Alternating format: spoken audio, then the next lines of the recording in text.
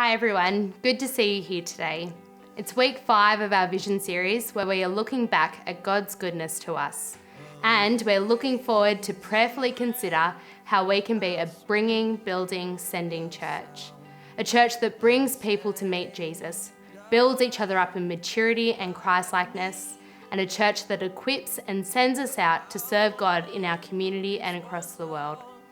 This week, we're thinking about the way God has blessed us with so much, blessed us with resources of energy, time, and money. We'll hear more about this soon, but first, here's the news. Christmas is coming soon, and we're going to be having an evening carols event on Saturday the 20th of December, the Sunday right before Christmas.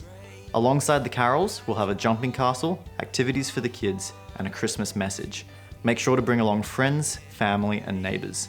Christmas carols, Sunday before Christmas. Simon Manchester will be speaking on What is a Real Man on Saturday the 5th of December at our men's dinner. We'll be eating at Blacktown Bowling Clubs, $25 a head. Speak to Richard Hanson for more details. And finally, the women will be having a Christmas market on Saturday the 28th of November. Come at 6:30 p.m. for Christmas gifts, food, and to support some great causes.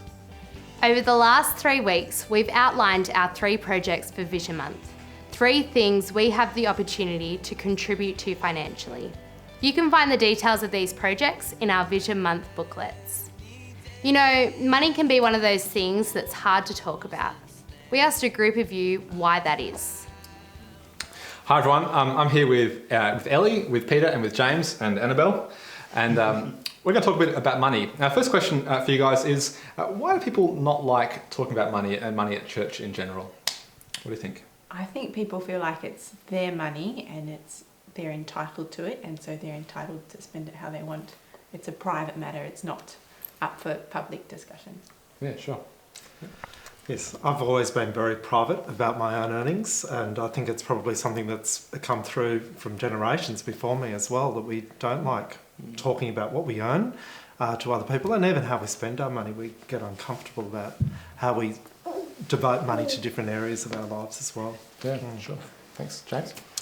And I think in the area of church, sometimes we're a bit unsure where our money's going, and so it can be a bit disconcerting for us to give if we don't really know how our money's being used.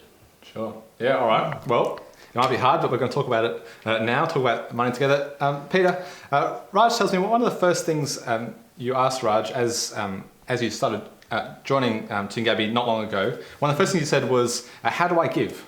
Why is it that giving is part of, I guess, your DNA as a Christian? Yeah. So I've grown up in the church. It's been part of my life experience, watching my family give money to the church, and also understanding that giving is about giving back to God.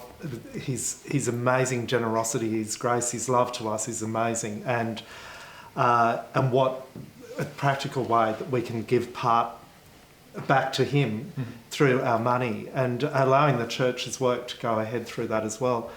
But also, one of the reasons I asked that of Raj particularly was a very practical thing, is that I actually think that it's helpful for me to be very disciplined with the way I give, and by doing the direct payment to giving means that that's money that's already set aside for that, which is really important for me, because otherwise it's too easy for other bills and other things, expenses, to take precedence, particularly in those tighter weeks or months. And I know that that's already taken care of, and having that discipline is important to me.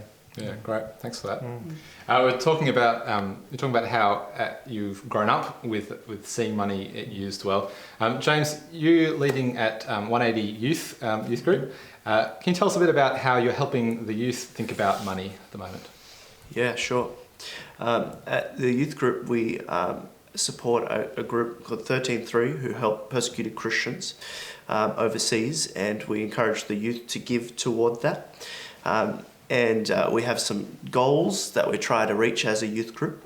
And one of the particular guys I disciple has recently started a trade, and so he's earning a bit more money than just pocket money or something like that. And he's been really encouraging to me in that he's been giving more as a result of that change in his life stage.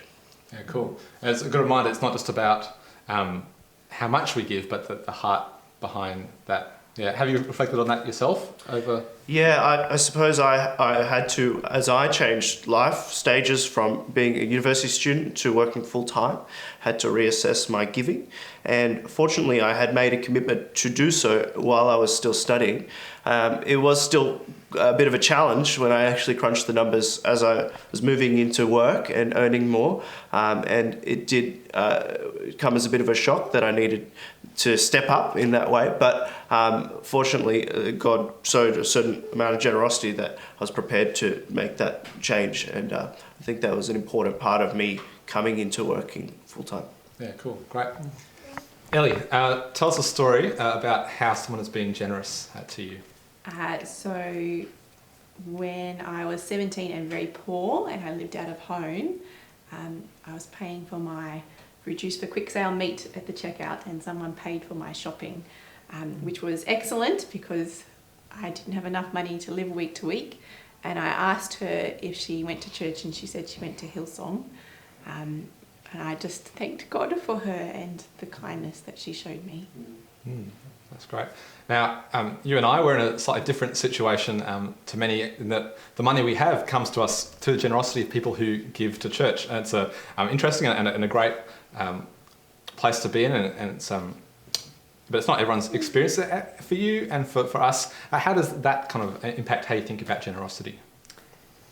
We are very thankful for our job. I think you have the best job in the world. That's true. Yeah. Telling people about Jesus all the time. And the reality is that that's because of people's generosity at church. But actually that doesn't motivate my generosity at all, because Jesus has been much more generous to me than anyone ever could be. So Jesus is what motivates my generosity more than other people's generosity. Sure. So thinking about generosity, how do you then like to be generous? I like to pay for people's shopping or petrol. Last time I paid for someone's petrol, I tried to sneak away, but he caught me and he was very confused. He kept asking me why, and I kept saying, just to be kind, why? And when he settled on it, he was so thankful and full of joy. I finally said to him that I was a Christian, and it turns out that he was a Christian too, and he used to be a pastor in Iran, but he was blown away that someone, a complete stranger, would be generous to him. And I like that because that's the gospel. Jesus was so kind to us when we were complete strangers, and it's so countercultural to have a stranger pay for something for you. But I think it's a really clear demonstration of the gospel. And so do you think we should all go out and pay for people's groceries? yes, groceries or petrol or coffee, whatever you can afford. I think it's wonderful, and I think actually it benefits me much more than what it benefits the person that I pay for, because I cause someone else's joy. I get to talk about Jesus, hopefully, and it frees me from a love of money. So I would thoroughly recommend it. And how cool would it be if everyone at church paid for someone else's something, and our church was known for being weird because they pay for other people's stuff. Those weird Christians, they're so generous. Why is that? So I'm praying that you will all be generous in that particular way, and that the knowledge of Jesus will grow in the area because we give in that way. And I'd love to hear your stories. If you do it, please come tell me. I'm sure people might laugh at you, but they might end up sitting next to you at Vision Month 2016. Who knows? Thank you all so much for talking with us this morning. Thanks. Soon, Raj will be talking to us about God's riches and ours. But before we get there, here is Katie to talk about next week's Ministry Expo. Sunday the 22nd of November is not just Vision Sunday, it's also our Ministry Expo. You may not know it, but over 20 ministries regularly occur at TAC. There are many which faithfully happen without most of us knowing. That's why this Ministry Expo is such a great chance for us to stop and take notice of all the amazing ways people serve at TAC. Before the Expo, can I encourage you to take some time, think and pray about whether you're using the gifts God's given you to serve His people. And also, how He might be calling you to serve in 2016. Let's take this chance to give thanks to God for those who are serving us and use this time to take steps to use what God's given us for His glory. That's all from us. Remember, as always, you have been given a Connect card which you can use to communicate your details, comments, questions, or prayer points to the staff. Thanks, and see you next week.